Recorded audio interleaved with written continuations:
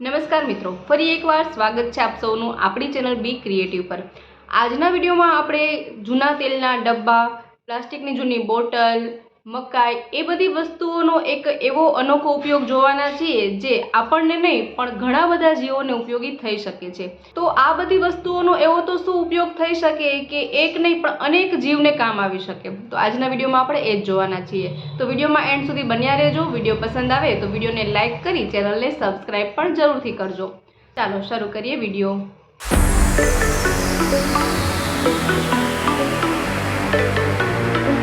તો સૌપ્રથમ મેં અહીં મકાઈ લીધેલી છે। મકાઈ જોઈ તમને એ વિચાર આવતો હશે કે કોઈ રેસીપી કે કોઈ વાનગી બનાવશે, પરંતુ આજે કોઈ રેસીપી કે વાનગી નહીં, આ મકાઈનો પણ ખૂબ જ અલગ એવો ઉપયોગ કરવાના છીએ।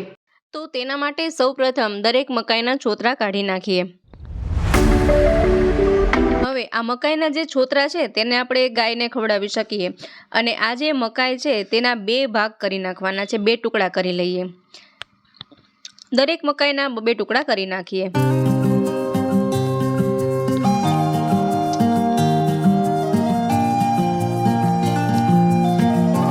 ત્યાર પછી આ બધા જ ટુકડાને એક પોલિથીનમાં ભરી લઈએ, કોઈ પણ થેલીમાં ભરી લઈએ। અહીં તમે વધારે મકાઈ પણ લઈ શકો છો। એ સિવાય મારા પાસે અહીં બખાઈ આંબલી હતી તો તે પણ મેં લીધેલી છે, તો આ મકાઈ સાથે આ બખાઈ આંબલીને પણ રાખી દઈએ। હવે આનો શું ઉપયોગ છે એ જોઈ લઈએ। તો પર્યાવરણમાં ઘણા બધા જીવો એવા છે જેમની સંખ્યા દિવસે ને દિવસે ઘટતી જાય છે, જેમ કે ખિસકોલી, ચકલી, કાગડા, એ રીતે ઘણા બધા જીવો। તો આ રીતે જ્યાં પણ વૃક્ષ હોય, કોઈ પણ બગીચો હોય, ગાર્ડન હોય, ત્યાં આ રીતે વૃક્ષમાં ખીલી લગાવી અને મકાઈના ટુકડા લગાવી દઈએ તો પક્ષીઓ તેને ખાઈ શકે, ખિસકોલી વગેરે તેને ખાઈ શકે। આ રીતે અનેક જીવોને ખોરાક પણ મળી રહે, એ સિવાય પર્યાવરણનું જતન પણ થાય। તો અહીં મેં બધા જ વૃક્ષમાં આ રીતે મકાઈને લગાવી દીધી છે।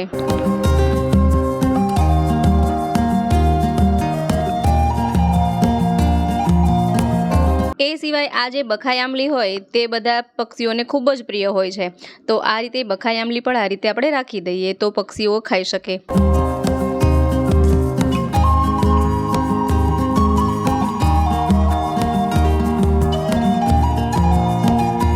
જુઓ અહીં આ રીતે મકાઈ, બખાઈ વગેરે રાખતા દરેક પક્ષીઓ અને ખિસકોલી વગેરે આવવા લાગ્યા છે। અત્યારે દિવસે ને દિવસે પર્યાવરણનો નાશ થઈ રહ્યો છે, તો આ બધા જે જીવો છે તેમનું અસ્તિત્વ જોખમમાં આવી ગયું છે। તો આ રીતે જો આપણે થોડું પણ સેવાકીય કાર્ય કરીએ ને તો તેમનું અસ્તિત્વ પણ ટકી રહે, અને આપણે પર્યાવરણમાં વધારે તો નહીં પરંતુ રામસેતુની ખિસકોલી જેટલો ભાગ ભજવી શકીએ। તો આ રીતે હંમેશા પ્રાણીઓને, પક્ષીઓને મદદરૂપ થવું જોઈએ।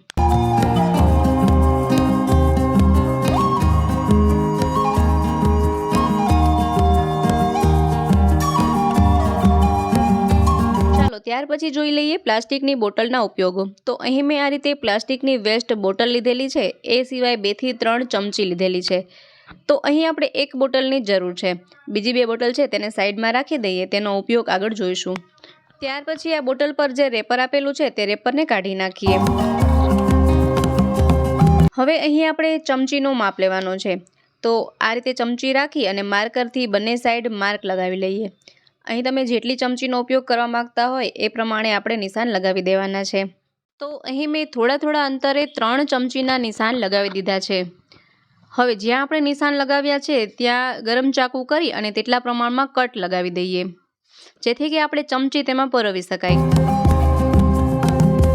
તો અહીં મેં તેમાં કટ પણ લગાવી દીધા છે। હવે આ ચમચીને આપણે તેમાં આ રીતે પરોવી દેવાની છે।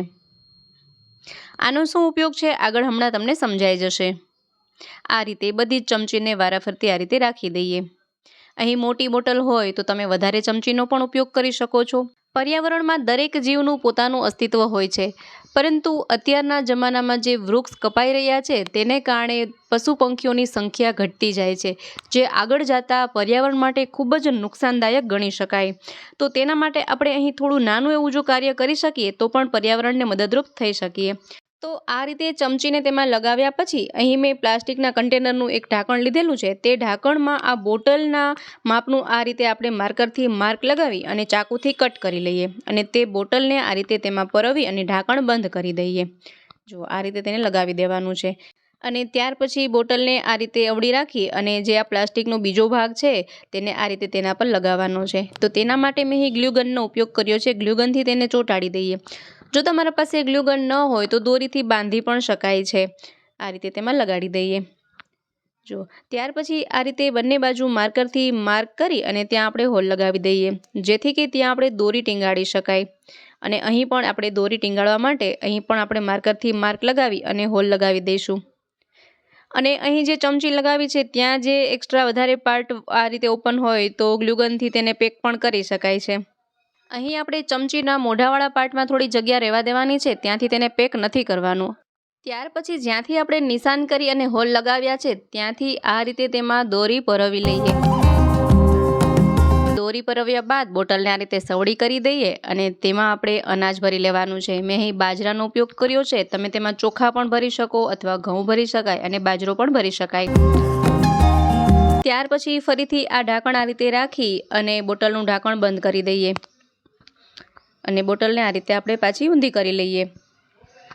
અને આને તમે કોઈ પણ ઝાડ પર અથવા તો કોઈ જગ્યાએ ટીંગાડી શકો છો જ્યાં પક્ષીઓની અવરજવર થતી હોય. તો આ બોટલને આ રીતે રાખતા તેમાંથી થોડું થોડું અનાજ આ ચમચી પર આવતું રહેશે, જેને કારણે પક્ષીઓ તેમાંથી ચણી પણ શકશે અને ચમચીનો જે હેન્ડલવાળો પાર્ટ છે ત્યાં પક્ષીઓ બેસી પણ શકશે.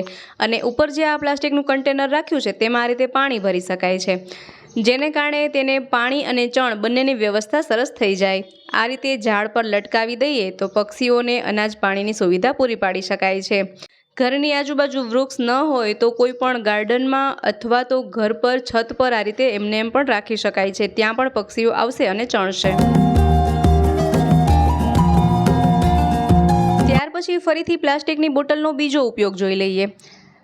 તો મેં અહીં પ્લાસ્ટિકની બોટલ લીધેલી છે, તેના પર જે રેપર હોય તેને કાઢી નાખીશું.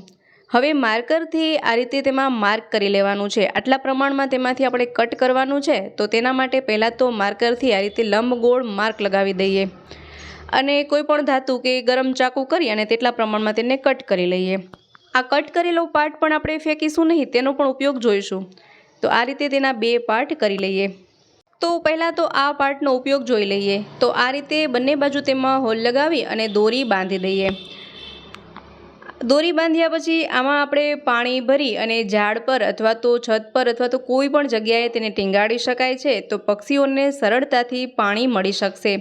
ઉનાળાની કાળઝાળ ગરમીમાં પક્ષીઓને પાણી મળવું ખૂબ જ અઘરું હોય છે. તો આ રીતે તમે ચણ અને પાણીની વ્યવસ્થા કરી શકો છો. ત્યાર પછી આ બોટલનો જે બીજો પાર્ટ છે તેમાં પણ આ રીતે દોરી બાંધી દઈએ અને તેમાં પણ ચણ ભરી અને ટીંગાડી શકાય છે. ઝાડ પર, છત પર કે દીવાલ પર આ રીતે લગાડી દઈએ તો ત્યાં પણ પક્ષીઓ ચણ ચણવા માટે આવે છે. તો આ રીતે આપણે બનાવી શકાય.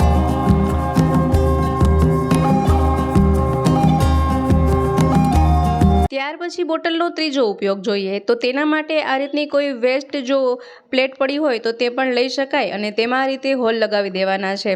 અને ત્યાર પછી આ રીતે એક પ્લાસ્ટિકની જૂની વેસ્ટ બોટલ લઈશું અને તેના પરનું રેપર કાઢી નાખીએ. હવે આ બોટલને આ રીતે રાખી અને માર્કરથી માર્ક કરી લઈએ અને તેટલા પ્રમાણમાં આ પ્લેટને આપણે કટ કરી લઈએ. ત્યાર પછી પ્લાસ્ટિકની આ બોટલને તેમાં આ રીતે આપણે પરોવી લેવાની છે અને અહીંથી ઢાંકણ બંધ કરી શકાય છે. આ રીતે બોટલને પ્લેટમાં અટેચ કર્યા પછી માર્કરથી આ બોટલમાં બંને બાજુ આ રીતે આપણે કટ લગાવવાનું છે. આ રીતે ચોરસ બોક્સ જેવું બનાવી અને ચારે બાજુ તેમાં આપણે કટ લગાવી દઈશું, જેથી કે આપણે આમાં જે અનાજ ભરીએ તે આ ચારે બાજુથી અનાજ થોડું થોડું આ પ્લેટ પર ઢોળાઈ શકે. તો આ રીતે ફરીથી તેમાં કટ લગાવી બોટલને બંધ કરી દઈએ. તો હવે આમાં અનાજ ભરી શકાય છે. આ રીતે આ બોટલને સવડી રાખી પ્લેટને ઊંધી કરી અને તેમાં આ રીતે આપણે અનાજ ભરી લેવાનું છે. અહીં તમે ઘઉં, બાજરો, ચોખા કોઈ પણ વસ્તુ ભરી શકો છો.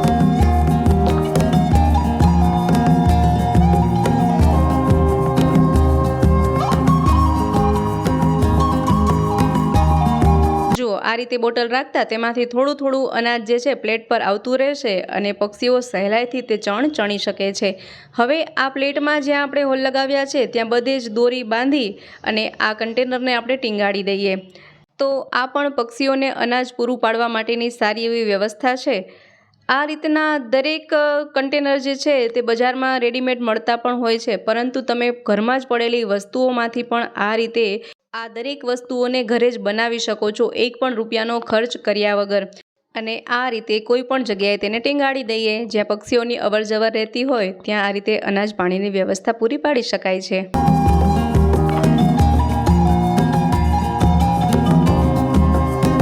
ત્યાર પછી જોઈએ ખાલી તેલના ડબ્બાનો ઉપયોગ. તો અહીં મેં ખાલી થયેલો તેલનો ડબ્બો લીધેલો છે. હવે આપણે આને પણ કટ કરવાનો છે. તો પહેલાં તો તેને સારી રીતે આપણે લૂછી નાખીએ અથવા તો ધોઈ નાખીએ અને હવે તેને કટ કરીશું. તો તેના માટે પહેલાં તો માર્કરથી માર્ક લગાવી દઈએ કે કેટલા પ્રમાણમાં તેમાં કટ કરવાનું છે. તો આ ડબ્બામાં જે આ ચોરસ ભાગ આપેલો છે તેટલામાં માર્કરથી માર્ક લગાવી દઈએ અને તેટલો પાર્ટ આપણે કટ કરવાનો છે. પરંતુ આ ચોરસની ચારે બાજુ કટ નથી કરવાની, 3 બાજુ તેને કટ કરવાનું છે. તો આ રીતે બધી બાજુ માર્કરથી પહેલાં તો માર્ક લગાવી દઈએ. હવે આની 3 સાઈડ આપણે કટ કરી લઈશું. જેના માટે તમે કોઈ પણ ધારદાર વસ્તુનો ઉપયોગ કરી શકો છો. આરીનો પણ ઉપયોગ કરી શકાય. અહીં મેં આ આરીથી કટ કર્યું છે. આ રીતે 3 બાજુ કટ કરી લઈએ અને ત્યાર પછી ડબ્બાના આ પતરાને આ રીતે વાળી દઈએ ચારે બાજુથી. અહીં આ કટ કરતી વખતે ખૂબ જ સાવધાની રાખવી જરૂરી છે કે ડબ્બાની ધાર છે તે વાગી ન જાય અને બાળકોને તો આ કામ જરા પણ સોંપવું નહીં અને ખૂબ જ તકેદારીથી આ કામ કરવું. ત્યાર પછી આ પતરાની ચારે બાજુ છે તેને આ રીતે પકડથી વાળી લઈએ જેથી કે તેની ધાર છે તે વાગે નહીં. અને આ રીતે આપણે સુપડા જેવો આકાર દઈ દઈએ, સુપડી જે હોય તેના જેવો આકાર આપી દઈએ આ રીતે. તો સેમ પ્રોસેસથી ચારે બાજુ આપણે આ રીતે ધારને વાળી લેવાની છે. અથવા તો આ રીતે ધારને બેસાડી દઈએ તો પણ ચાલે.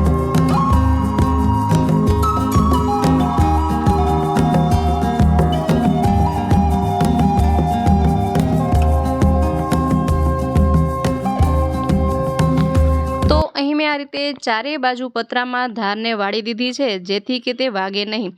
અને ત્યાર પછી આ રીતે પકડથી થોડું ઠપકારી અને આ પતરાને સીધો શેપ આપી દઈએ, સીધું કરી દઈએ. આપણે શું બનાવી રહ્યા છે એ હમણાં આગળ તમને વિડીયોમાં સમજાઈ જશે.